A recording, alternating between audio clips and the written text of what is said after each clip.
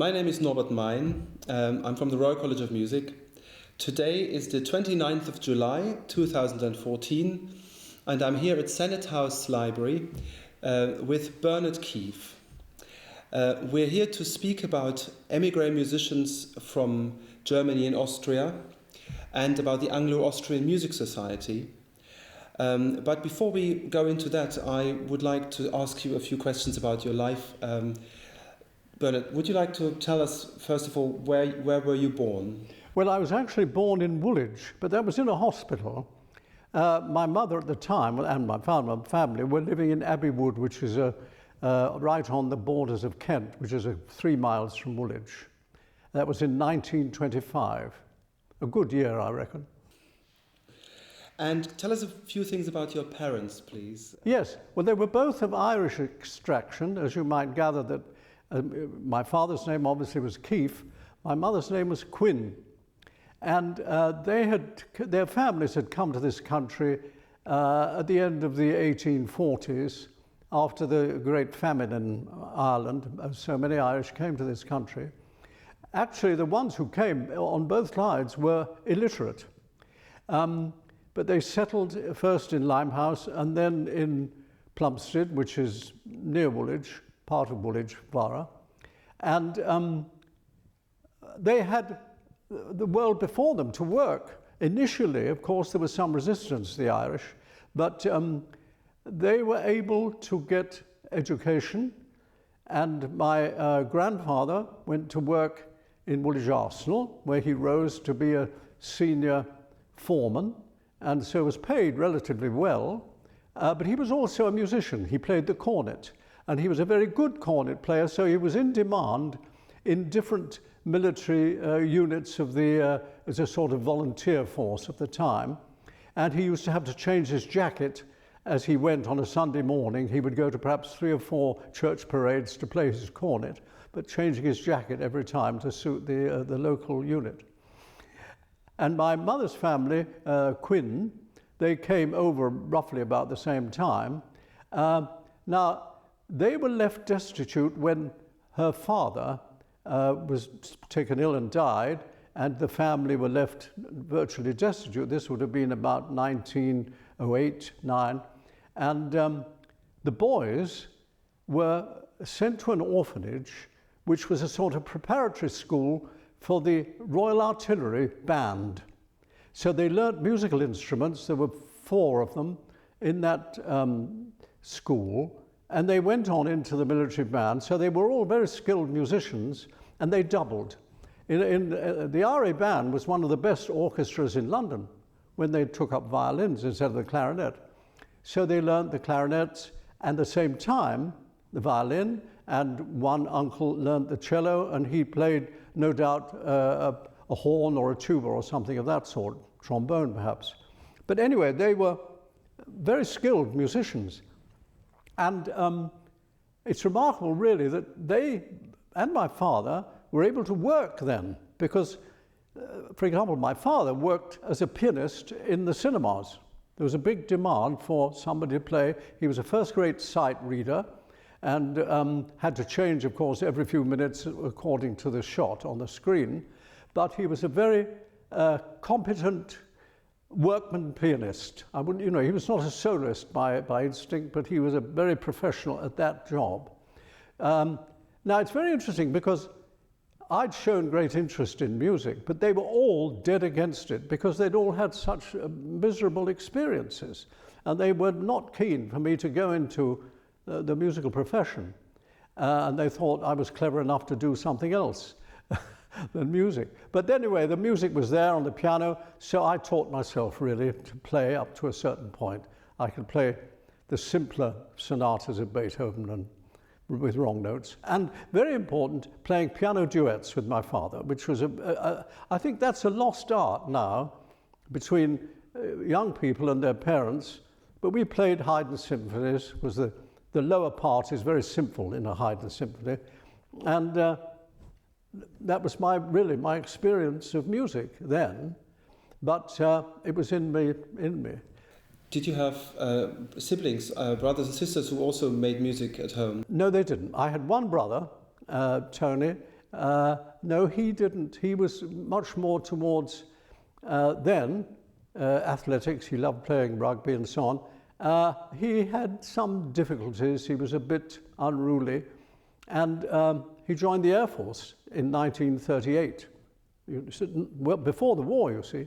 So he was a regular airman, and he went into the engineering, and he became a qualified engineer, which he did when he came out of the army later on.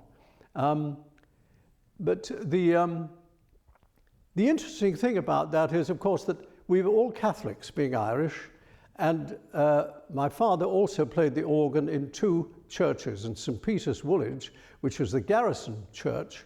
And in those days, you know, before the First War, they would have an orchestra on a Sunday morning, and they would be performing the masses of Haydn and Mozart and one or two less famous composers. But then there was a papal encyclical banning all this kind of music, and they had to go back to singing plain chant, unfortunately. But it was a wide experience for me because I used to sing in the choir. I started as a treble, went to alto, and then tenor and bass, you see, singing in the church choirs. So that was my introduction to singing, I suppose. So, Bernard, apart from music, you were also quite a sportsman as a teenager. Yes, I enjoyed that enormously, and I'd won a scholarship to go to a grammar school, which was a very important stage at the age of 11, St. Olave's Grammar School, which was in Tooley Street then, which is just by London Tower Bridge. And do you know, at that time in the school there was no music whatsoever except for a hymn at a morning assembly. There would occasionally, that's all the music there was, nothing at all. But then when war came in 1939, when I was 14, the school was evacuated en masse to Torquay. And in Torquay, it was a little better, but there was still no music in the schools at all. But I sort of pushed myself forward, and I actually sang songs in front of the school at the time. And I was able to go to concerts because there was a Torquay Municipal Orchestra, imagine. So I heard Clifford Curzon playing piano concertos and so on. So that was a much better experience for me. But for 4 years, I wasn't near a piano. I couldn't touch a piano. So I was really untrained, absolutely untrained. And then I left school in August in 1943, that would be, yes. And I had won a scholarship to Cambridge, to Clare College, Cambridge, and in classics. And what happened was that, such as myself, who had won such a scholarship, our names were given to the intelligence department of the government. And one of the problems that arisen was that although in deciphering and decoding, a highly secret operation, I might tell you, I'm still sort of a bit careful about talking about it because it was so secret. But anyway, that was a long time ago. There was a problem because they could manage with German and Italian, plenty of people around who speak German and Italian and so on. But everyone forgets that in Bletchley, they always talk about the Enigma machine, but in fact, there were departments dealing with Chinese, with Italian, with Serbo-Croat, and there were sections doing all those wireless messages. And after all, the shortest wireless message can be crucial military information. You only have to have somebody and I was dealing with the Japanese because I was asked to do a 6-month course to learn the language. So I was in a department dealing with the Japanese Naval Air Force. But a message, perhaps with 4 words, such as 2 fighters down, urgently need 6 for next action, meant that they were planning some sort of operation. Just something like that. It was information. So the messages were often short. Still, I had to learn all the intricacies of what was the written Japanese language, which is a little different from the spoken language. Anyway, I did that course, and I was at Bletchley from then. That was January during the 44 until the end of the war in Japan in that would be August. But before that, the German war had ended, and something very interesting happened, because amongst our number in Bletchley were several people of the highest musical distinction. Herbert Murrell was a sergeant, later became head of music for the BBC. James Robertson, squadron leader James Robertson, later became music director of Sadler's Wells Opera. There was another man whose name escapes me, who was to become music advisor for the county of Cambridgeshire, and a special friend of mine, Daniel Jones, who became the best-known Welsh composer, 9 symphonies and so on. Now, out of them, I found someone to give me some piano lessons seriously for the first time. And of course, with Dan, who was a very special friend, we could talk about music at a very high level. So all that was a tremendous stimulus. And what's more, we put on opera. So James Robertson found an orchestra, and I sang the gardener in The Marriage of Figaro, and I sang the constable in Vaughan Williams' Who You the Drover. So I was singing opera there at the same time. That was at Bletchley? At Bletchley, yes.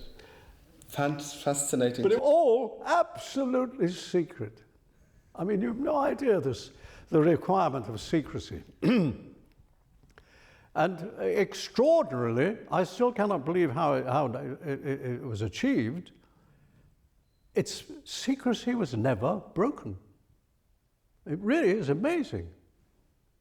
I don't know how they achieved that, but there you are. Well, when the war ended, Bletchley closed down, whoom, like that, absolutely overnight, when the Japanese war ended as well. So what were they to do with us? My DMOB number was 56, which meant I had a long time to serve. I volunteered to go to Germany because I wanted to learn German and study music in Germany. But then at the last minute, they discovered that I knew Japanese and said, oh, no, you've got to go to Japan. So I went to Japan. Now, in Japan, I started my career, really, music. I formed a choir. I also gave talks on music on the radio, the Forces Radio in Kure. And I sang, wait for it, I sang Winterreise in a German, there were German monks or friars, it was a German Christian order of some sort, who had a sort of school or convent in Hiroshima, and they had many people who had been wounded by the atomic bomb. And I arranged to give a performance of Winterreise in that German hospital, or whatever it was, with Marcel Lorber as pianist, who had been a very important accompanist in Vienna. And he was touring as pianist with 2 dancers who were also Jewish refugees. They had gone to Australia, and they were doing a tour entertaining the forces. And I was called up by my commanding officer one day. He said, look, we've got this group, and they're German. He didn't understand that it was Austrian and German. He said, look, they're German, so we're a bit worried about them wandering about Japan. What's going on? So now look, you know something about music, don't you? I said, well, a little, yes. Now, you've got to attach yourselves to them. Don't let them know that you're watching them, but you've got to tour with them to make sure they don't get up to any business, you see. So I made great friends with them, and Marcel Lorber was the pianist. And so we used to study lieder. So then you went eventually back to Cambridge? Yes, I'd won a scholarship to Clare College, Cambridge. So at the end of, where are we now, 47, yes, I came back. And I came across just yesterday a little list of a program. On the ship, the SS Georgic, coming back, we came via Bombay, And I was in Bombay on the last day of British rule. It ended in 47, in that month, in August. And I was on the last ship to leave the Georgic. And it was packed. People were sleeping on deck. It was so crowded. And they had a little concert on the way, so I sang some songs in the concert. I've got a little paper about it. And when I got back at last, I could go up to Cambridge and live a relatively normal, average life. Now, music at Cambridge, so during your student days there after the war, what sort of musical activities did you get involved in? What was it like? Oh, well, it was, each college generally had a chapel where there was music going on, but there was usually somebody each year who was a power force, a force to have something done. And so I got known quite quickly as a baritone, so I was invited by several colleges to come and sing with them, and also at the music club. There was the music club had a concert every week, and I sang several times there, English songs, some French songs, some concerted work by Purcell, for example, and sometimes ensembles, madrigals, particularly madrigals, because I joined the Madrigal Society under Boris Ord, which was a very fine group. I'm very disappointed that madrigals seem to have faded out of everybody's interest nowadays. Nobody seems interested. But anyway, as a result of that, in 1948, we were part of a musical group that went to Berlin during the Great Blockade of 1948. And to show British culture at its best, there was an Elizabethan festival. And we sang with the Berlin Philharmonic under our conductor Boris Ord, and I sang some solos with that. And that was a remarkable experience, I can tell you. To sing with one of the great orchestras of the world suddenly out of the blue like that. Now, when did you meet your singing teacher, your principal singing teacher, Lucy Manen? Yes, well, that was interesting. When I was at Bletchley, we organized some music for the BBC. This was after the end of the European War. So we thought that it could be arranged and the secrecy was a little easier from European point of view. So a concert was arranged in there was a hall, an assembly hall outside the camp, you see, quite outside. And the BBC came down and recorded it and broadcast it. This was in June. And Alec Robertson, who was a well-known presenter of music on the BBC at the time, he introduced it, and we sang music by Bach, Purcell, and I sang the solos. And afterwards, Alec came to me and said, "Oh, you've got a very good voice. You ought to have it trained. You would sing much more comfortably and better." So he said, I know a very good teacher who's looking for pupils. So he gave me a recommendation to Lucy Manen, who was a German-born I think she was a mezzo-soprano in profession, because she had sung Cherubino at the very early performance of Marriage of Figaro at Glyndebourne.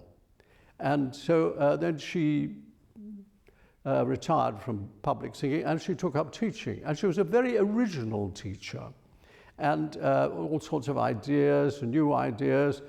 Every singing teacher has new ideas, don't they? But anyway, she had valuable new ideas, and I did really quite well. I think she transformed my voice and made it get some tone and variety and color and all those things, you know. And that was a very important influence, I think. And where she was so different from English teachers that I'd had, she was much more concerned to get to the root of the matter. You know, it was not just a question of saying a song, "Oh, that's very nice, you should play the second verse a little louder," or something of that sort. But she went right into the actual mechanism of the production and related it to the instinct to make an expressive sound. Now, I'll give you an example, if I may.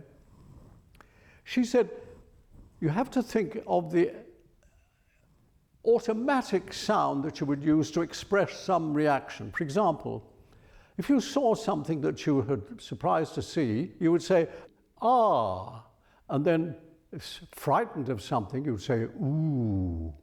And if you were angry, you would say, ee. So it was an instinctive way to produce the sound. So you were linking the sound to an instinct, an emotion. And she developed those tones into a sung tone. So you might sing, ah, or ooh, out of the natural production of the tone. And she didn't talk much about soft palates or anything of that sort, because actually when you do those things, the soft palate tends to rise anyway. So from that point of view, it seemed to be a very, very quick, too. That's a very important thing, because you got into the manipulation of the tone very quickly, which of course is a very important aspect of singing. Do you know what her background was in singing? What the influences on her were when she was trained? I'm afraid I don't. She came to this country to sing in Glyndebourne, one of the very first full Glyndebourne productions of The Marriage of Figaro. And she sang Cherubino. You can see her, there's one or two photos that you see her at the back in a beautiful costume. And she sang some recitals and so on, but her instinct was much more as a teacher, so she didn't sing very much. Now, her marriage was an interesting aspect of this, because she married Otto Young. Now, people today perhaps don't remember who Otto Young was. Now, I can't remember exactly the year it was, 48 to 40, something like that.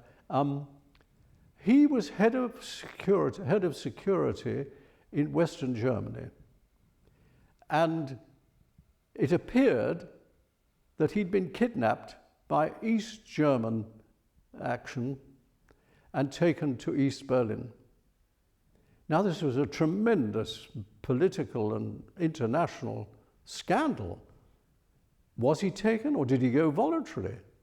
Was he a double agent? All sorts of ideas were put forth. But of course, he was disowned, and it would seem the end of his career. It was the end of his career. Although he later came back, he managed to escape. Now, how did he escape, or did they let him escape? He's written a book about the subject. So it's still unclear, but he was a very charming man, spoke wonderful English, and he was a very good husband to Lucy. So I don't know. I don't suppose you know any more than I do about this, or anybody. It's still one of those curious mysteries of the Cold War. Then you went on to sing in Glyndebourne and also at the Edinburgh Festival. That's right. So can you tell us a bit about that? Yes. Glyndebourne advertised that people who wanted to sing in the chorus of the could offer themselves for an audition. So I gave an audition in the Wigmore Hall, and it was before the leading members of the Glyndebourne company of the time, and I was accepted. And for that season, we were only in Edinburgh, not actually in Glyndebourne. And we went to Edinburgh, and the operas were the La Forza del Destino, Verdi, and Don Giovanni. And it was a very interesting experience, because Carl Ebert was the producer, a wonderful producer, of course. And that was my first experience of professional life, really. And that was fascinating. And I still remember La Forza del Destino has got some wonderful choral numbers in it. And Rataplan chorus, or Rataplom, as we had. There's a chorus of sounds, not words, which is an interesting aspect. And then there was Don Giovanni. And we had an American tenor called David Polleri. And I remember the conductor, believe it or not, was Fritz Busch. And in rehearsal, David Polleri didn't know his part very well. This was a reading rehearsal, mind you. It wasn't staging. And Fritz Busch was led into him that he hadn't learnt his part properly. And I was taken aback that in the professional world such things would happen, you know, that he wasn't polite to this international singer. He let him know. And there was another incident where he had to say to one of the singers, Walter Midgley, "You're making mistakes. What are you doing there?" And Walter Midgley came to the front and says, "It's all right for you. You've got the score in front of me. I've had to learn it by heart," which was a rather unprofessional reply. Now then you joined the BBC. Yes, I also got married. My wife got pregnant. She was on tour. She was a leading soprano in, she was singing at the time the lead in Guys and Dolls on tour. And then she became pregnant and stopped that. And she said, "You better get a proper job." So I applied to join the BBC in 1955, had an interview in front of a panel, you know how it is, and was accepted. And I worked initially on vocal recitals for the third program. And they thought of me as a linguist because I got classics and I'd Japanese, all that, thought I was a linguist. So the very first program I was given was a recital of songs by Poland's national poet Mickiewicz. So I had to learn the titles of all these songs and pronounce them correctly to the singers in Polish. But there were no complaints, so I got away with that. And then later, a year later, I seem to have been given all sorts of jobs, so I must have been satisfying them in some ways. They put me in charge of opera when the poor man who was in charge of opera had a nervous breakdown, had to take early retirement, so they needed an urgent replacement. So I took over opera, which meant organizing opera work for the program in the studio, see, making studio productions. So I determined to do neglected operas, which would be a serious role to play instead of the standard repertory. So we did the two operas of Berlioz, which were not known or played at all then. And Beatrice and Benedict, and name's gone out of my head now. Anyway, the two operas of Berlioz. And then, I've left out something important. In my last year at university, 1951, I came down to London and discovered they were hiring singers for the first performance of a new opera by Benjamin Britten. So I got my name in, and I sang in the first performance of Billy Budd, Britten's opera. And during that, as we were a chorus, they arranged a performance of the Ninth Symphony conducted by Erich Kleiber, who was also a guest conductor at the same time. So I assure you, the people in the extra chorus included people who came quite well-known people, including Colin Davis and David Warwick, who was a well-known critic and writer. And there were others too who got in, so they'd have the experience of singing Beethoven under Erich Kleiber, which was fascinating. I remember one incident. There's a very important timpani part in one movement. And the very young timpanist, he was rather, shall we say, careful about it.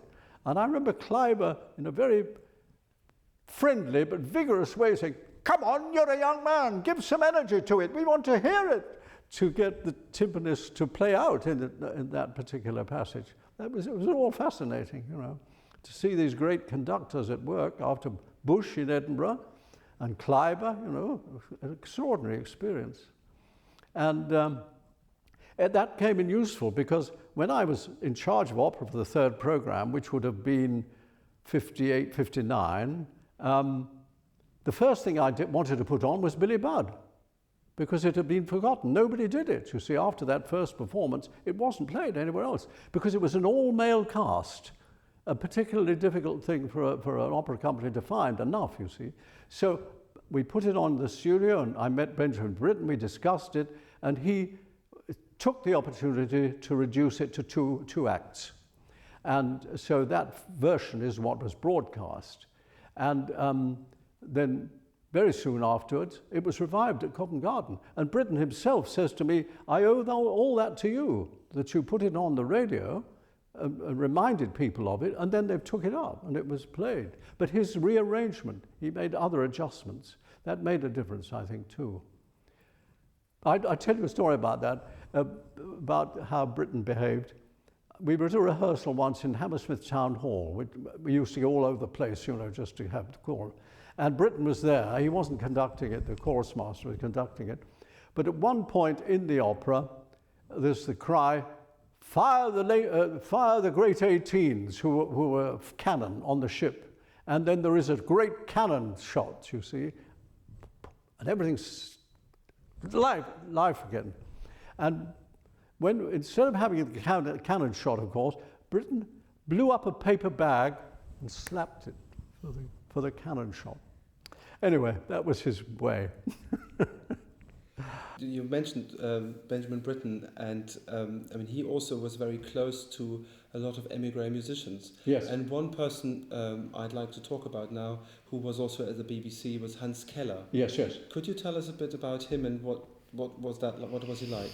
Well, I was always regarded as a sort of enemy of Hans Keller in the BBC, because we used to be present in certain committee meetings, third program meetings, and I'm afraid I used to tempt him. I used to pull his leg a bit because Hans was very, very serious and earnest, you know, and very, I must say, very narrow in some of his views, and he was very dismissive of almost everything. You know, everything was wrong, and it should have done that and do this, and that composer's no good, and you know, this.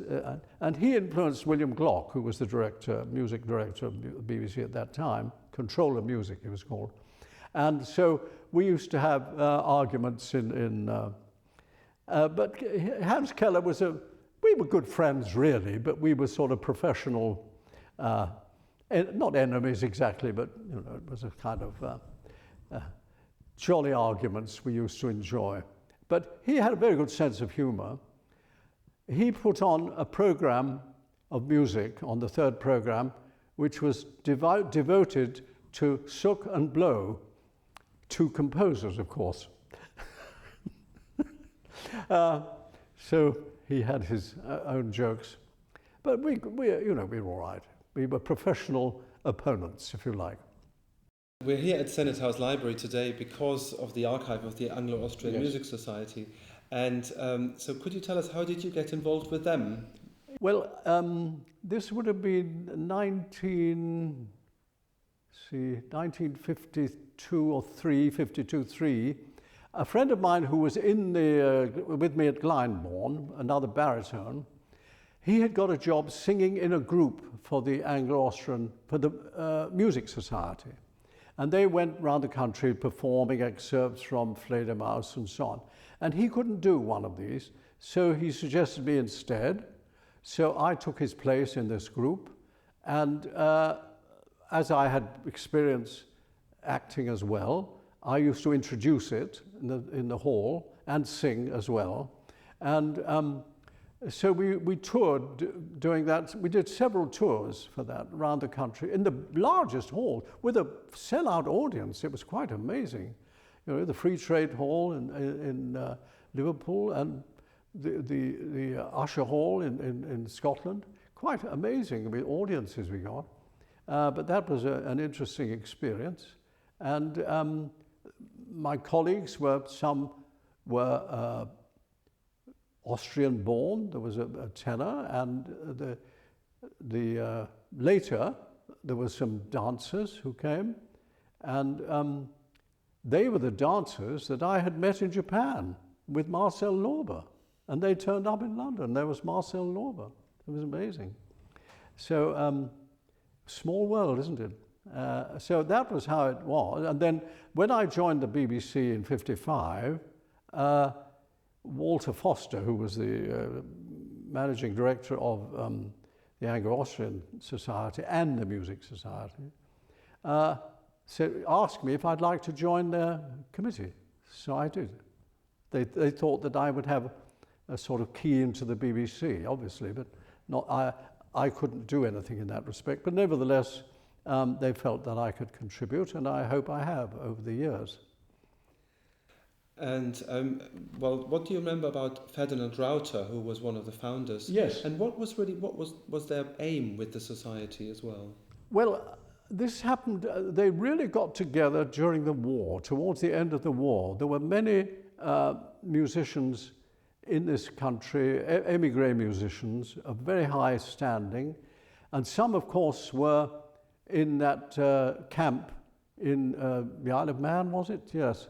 The Isle of Man, like Hans Gall and so on, and the members who later became the Amadeus Quartet. So there was a great impetus for interest in Austrian music from Austrian-born musicians.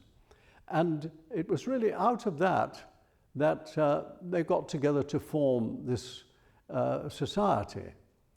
Now, it's very interesting that the reaction of English musicians of note was not wholly favourable. And in fact, Vaughan Williams did write a rather, not hostile, but rather a warning letter, if you like, because he said in that letter that for centuries, British musicians always had to yield the place to famous German or Austrian musicians.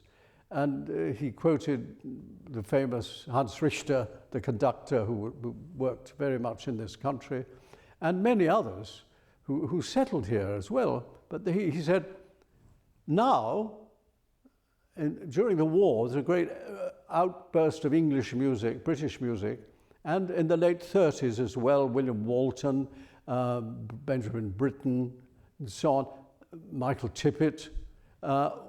These were composers now of the world's standing, and Vaughan Williams was initially very anxious that their enterprise should not be pushed aside once again by more famous, world-famous German or Austrian musicians. But he changed that. He changed that later, and quite soon. And he said, no, I was wrong to say that, because I recognize that we are now strong enough to welcome them as part of our musical life. But it is a British musical life. Where they trained or were born is not important, but they are now part of our British life, not visitors. That was the important distinction he made. You worked closely with Ferdinand Rauter, and what do you remember about him? Well, Rauter, of course, he had a duo. He was a very good pianist, he was a very good teacher of the piano, and he had a duo with I think she was a speaker rather than a singer, and they were a performing group, you know, they used to give performances. And he was on the committee. And I met him, of course, frequently on the committee meetings. And he was a very witty and valuable, charming man, and was always very insistent, which was very important, that we don't think ethnically. That was what was important. He said, we are here, we are British, all right, we may have been born in Germany or Austria or whatever, but this is British musical life, and if we could bring something to it, we will. So we've got to think in those terms, and so he was very valuable in that, bearing that aspect. Another person from the Austrian camp was Egon Veles. Yes. What do you remember about him? Well, I didn't ever meet Egon Veles. He was a teacher in Oxford, Of course, the curious thing, you know, is about Veles, when he was in Oxford, his post, I believe, was not actually in music. It was in Egyptology or the Byzantine, this was his speciality. But of course, he did have pupils and teachers, so he was an influence in that way. I gathered that he was not happy. He was not very happy. But there came a turning point, because during the war, I think, like a lot of émigré musicians at that time, they were very worried that Germany was going to win. You know, through 44, end of 43, 44, it was very tough, you know, with Japan as well. Everybody was very uncertain what was going to happen in the future. So their futures, you know, they were concerned about. But gradually, I think that settled down, and Veles almost, I think in response to that, took up a poem by a British poet whose writing is, shall we say, rather difficult in its rhythmic character, and he wrote a piece called The Golden Echo, The Leaden Echo and the Golden Echo. And Veles took this up, and he wrote one of the finest works as a setting of the English language. It's for mezzo-soprano and piano, string trio and a clarinet. It's an odd assumption. So that was a very important step in his life, as he admitted in a long interview I have that he did on the radio. And he talked about how, once more, he felt that he could think about being back in his profession, creative profession. And he wrote other things. He wrote symphonies after that. But that was a sort of turning point. So it was that's a very important, a very beautiful work, very beautiful work. I put on a concert of his music at the Wigmore Hall as a member of the Anglo Austrian Music Society, and we had his octet, and that piece, the Leaden Echo and the Golden Echo, and some other chamber music and some piano music of Veles. And it was people came from Vienna and Germany, came to hear it, because his music was neglected there as well. But I won't claim that led to a revival in his music, but thereafter there were many more performances of his music in Central Europe, and I think he came to be recognized. His symphonies were performed and so on. So, were there any other people on the committee of the Anglo Austrian Music Society that you think we should talk about? And also Benjamin Britten was, of course, a friend of the society. Yes, he was. Yes, and we put on concerts with Britten and Pierre singing, and of course they were really outstanding interpreters of the two Schubert song cycles, and that was a very important aspect of it. I think too that particularly Walter Foster had made for the society, had assembled quite a lot of money, and through, for example, he brought the Vienna Boys Choir over, and they did tours, and they contributed a lot to the coffers of the society. So he was able to bring over the Vienna Philharmonic, he brought over the Komische Oper, and he brought over chamber groups, string quartets to perform. So there was a very important link through that influence. And Walter Foster played a tremendous part in helping it. And there's an interesting thing about that, not strictly to do with us, but you know that we had also been friends with Tauber, and Richard Tauber. And when the Vienna Staatsoper came over, they were going to perform Don Giovanni, and very conveniently, the tenor is his name escapes me for the moment, a leading tenor of the time in the opera, fell ill one day, and how they were going to replace him at that level, and then somebody said, Richard Tauber. And he sang one performance, and he died a few months later. It was a sort of tear-jerking occasion for him, because everybody who knows Tauber as the great interpreter, singer of popular, so you know, musical comedy and so on, he was very good at that, obviously, and was well known. But nobody in this country remembered that he was a leading tenor of the Vienna Staats, Berlin. I think he was in Berlin as well. So he was a great opera singer, and he demonstrated that because Don Ottavio is a very difficult role vocally. Those two arias, you know, are very difficult. And then the society founded the Richard Tauber Prize. Yes, that's right. In memory of him, this was set up, and this was for any singer in Austrian or British. And there were preliminary auditions in Vienna, and then there were preliminary auditions in London, and then final auditions from about 8 or 9 singers who were selected from those 2 preliminary auditions. And they gave a recital at the Wigmore Hall, and the result of that, the winner, the first, I hate to use the word winner, it's because it's not a race like that, but anyway, who was regarded, who gave on that occasion the best performance. Not always, in my view, the safest way to judge a singer, because you know yourself what it's like. If at one performance your voice is not quite up to what you know it can do, you can perhaps give an indifferent performance, or you don't. So one performance is a very, some ways unsatisfactory, but nevertheless, they had been through preliminaries, so that was also taken into account. And some very fine singers who made great careers who came out of who were winners of that, of course. Now, going back to Benjamin Britten and Peter Pearce briefly, Peter also studied with your singing teacher, Lucy Manen. Yes. Did you ever talk about that? Did you share that? No, I never, and I know, no, that was after I had left Lucy that Peter went. Peter, I think, what it amounted to was, I mean, this is only my assessment of this. I don't have any definite evidence for this. But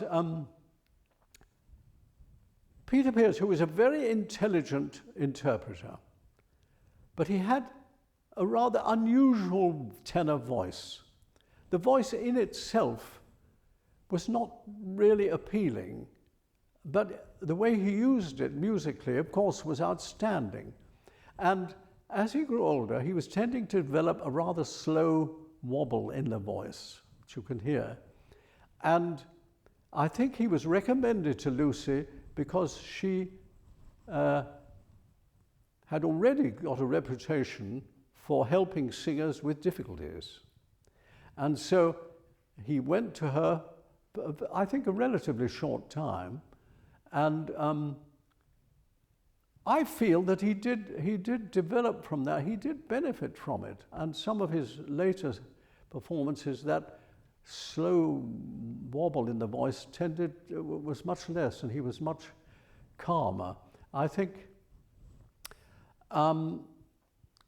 too, one of the problems he had, with a lot of English singers have, is that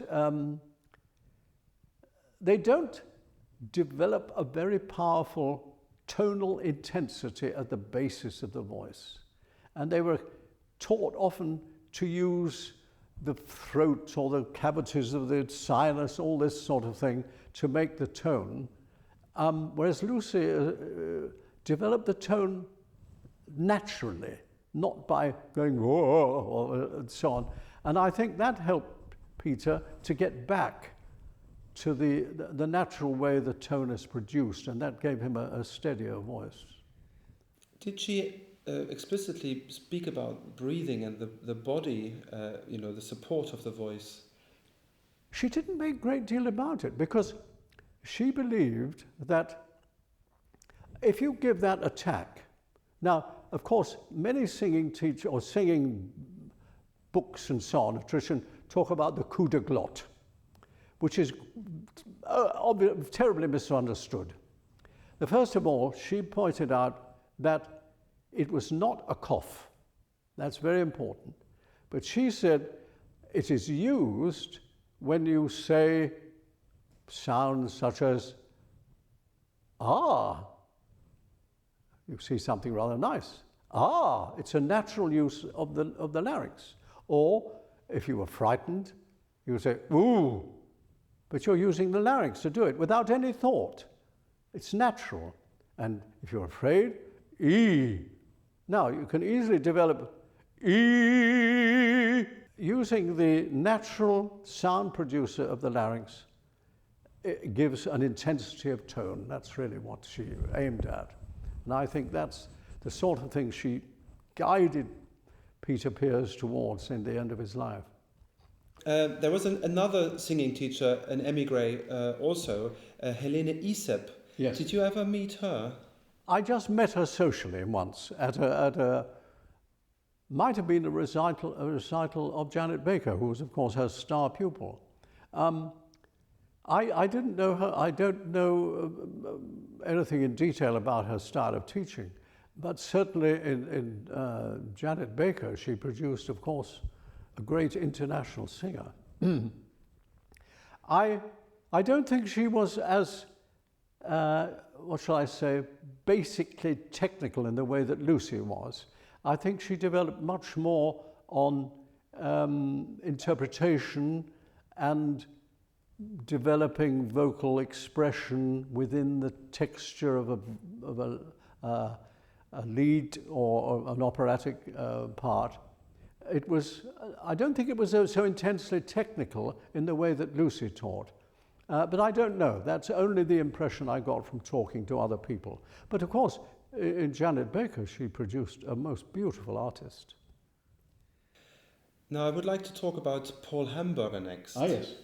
Now, and he worked at the BBC as well. Yes. But could you tell us a bit about him and also maybe his involvement with the Anglo Austrian Music Society? Yes. Paul Hamburger was one of the pianists on that tour that I talked about, you know, going around the country giving excerpts from Johann Strauss and also from, then we did some other operettas, Viennese operettas.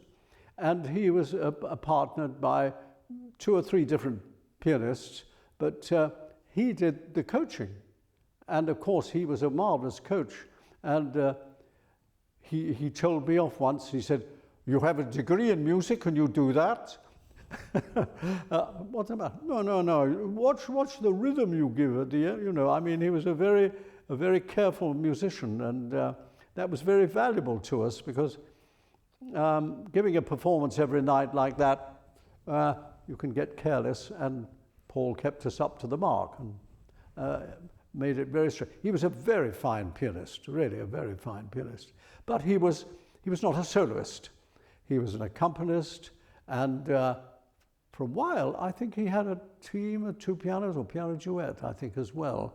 But he was one of the so important items in any musical life in an opera house or elsewhere, to be the super repetiteur or to be the coach of the singers, perhaps a chorus coach as well. He was that vital thing, the expert musician.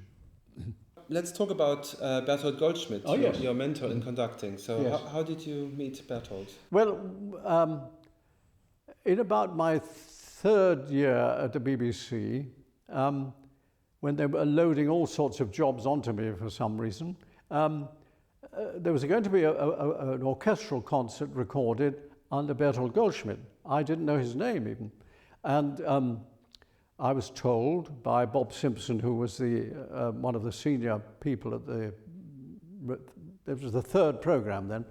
Bob Simpson said, well, you know, go and meet Berthold. He's a very good musician, and I'm sure you'd be glad to meet him. He would meet you and you'd be valuable. So I went to these 2-part concert, and it included a major work of Berlioz and some English music as well. I can't remember the item, But it was very interesting because he was a new kind of conductor from my point of view, because he was a very meticulous controller of the baton. And a lot of conductors, particularly English, can be very wild in their arms, throwing it about. But Berthold said that's not necessary. You have three movements with the arm. You have the wrist, you have the forearm, and very occasionally you have the shoulder. But he said, it's amazing what you can do with the wrist and the forearm. So it was really disciplining that, because he'd come to a concert. He came to a concert later that I gave at St. Martin's in the Fields. And he said to me afterwards, yes, it was quite musical, but you have no idea how to conduct. So he put me through that discipline. And I remember the first session, he said, now we take the prelude to Die Meistersinger. Now you know that? Yes, yes. Right, off you go. So I said, off you see. No, why you do such these things with the arm? Why do you go out with the arm? You want to go down there. It's down, isn't it? Yes. Oh, yes, yes.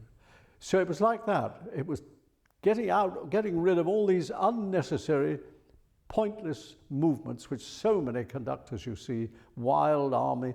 And you see Richard Strauss, the films of Richard Strauss conducting.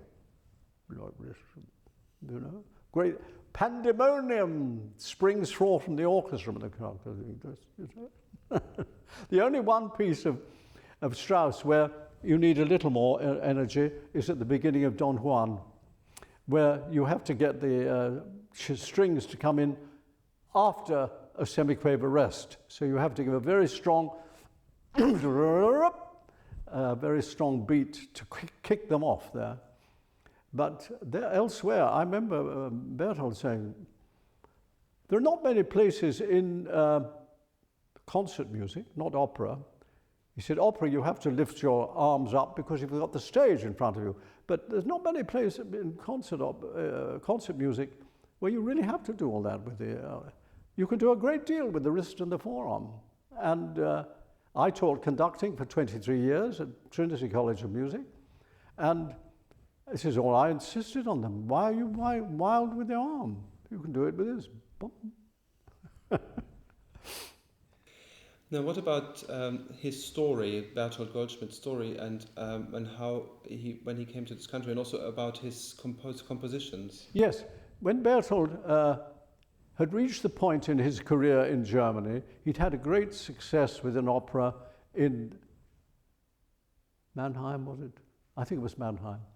And it was going to be produced in Berlin, and Ebert was going to do the staging, and that was all set. Wonderful development for him because he'd had such a success. And one day, this was in 33, he and his friends, the three of them, used to go off in a little car at lunchtime after the morning sessions in the opera house. And as they came out that day, there were posters saying, Hitler is Kanzler, it was Chancellor.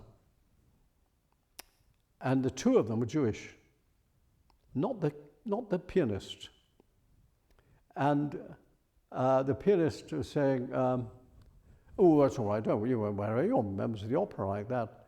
But Berthold and his friend said, no, we better get out.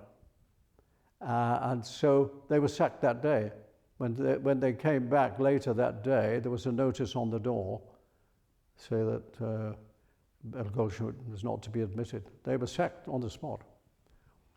And he conducted for a while. There was as a sort of showcase, the Nazis put up an orchestra of Jewish musicians, a little orchestra to give them something to do, I suppose. And Berthold conducted that for a while, but he hated doing that. And then in 1935, he decided he would come to this country. And he came armed with his score of his opera in his arm and so on. And he arrived, and the immigration customs man said, "What are you doing in this country?" He said, "Oh, I'm a famous musician, you know, and I look at it. I don't know anything about that. What are you going to do here? I want a career."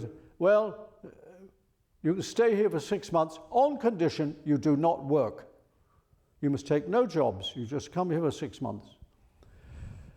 So Berthold came in and found a flat in London, which it was the same flat until he died. And anyway, he began to, he was known by other émigré musicians, of course, so he began to coach singers. Richard Lewis, amongst others. Many well-known singers went to him for coaching. And then, I don't know how this happened, but he got a job at the BBC. There was a German language program, you see, and they used music to interest the listener in Germany. And Berthold was very poorly paid. He was paid £3 for a session or something like that. Anyway, he selected music and talked about it, and then that was as a freelance, and then he was taken into the department. So he was a very important part of the music department in that German service. And then when the war came to an end, there was an opera competition. And anonymously, composers, large number of composers submitted works for consideration. And there were 3 winners, and he was one of them. Of course, it was a pseudonym. Nobody knew who they were. The jury didn't know who they were, but he submitted an offer. He finished one act and sketched out the other acts, and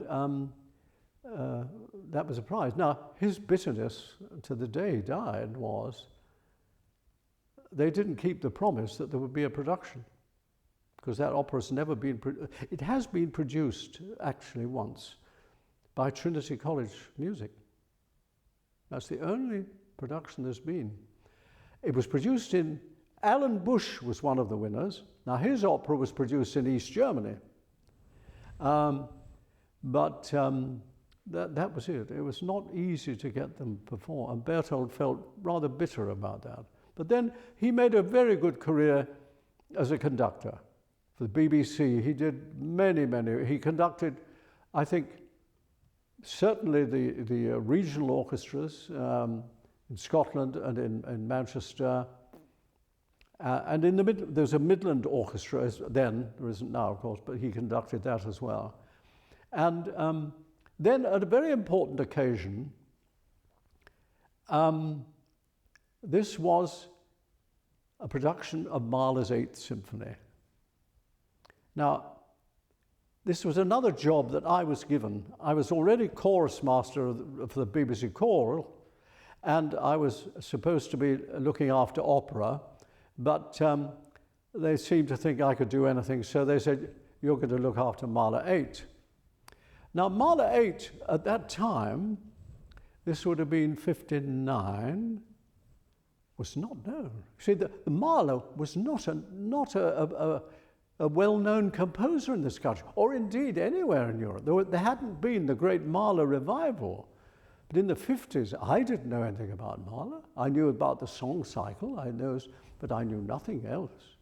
And so, at my suggestion, Berthold was put in charge of the training of the singers, because we couldn't find a single singer of note, a single leading singer who had ever sung it.